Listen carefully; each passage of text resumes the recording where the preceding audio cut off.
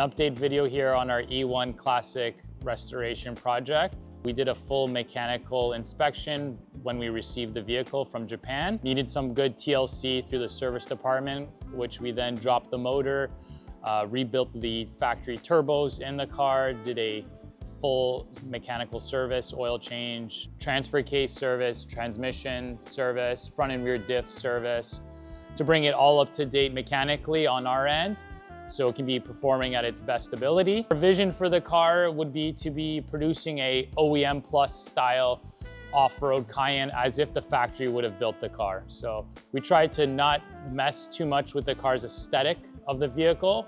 We really want to keep close to the early design of the E1 Cayenne, which I personally think is a beautiful platform and a very timeless aesthetic. One highlight option that we did add onto the car was the Porsche Classic PCCM Plus, which now gives the car's ability to have Android Auto or Apple CarPlay, which I think is a huge modern update to a old classic vehicle. Join us for our next video where we'll be revealing our E1 Porsche Classic competition vehicle.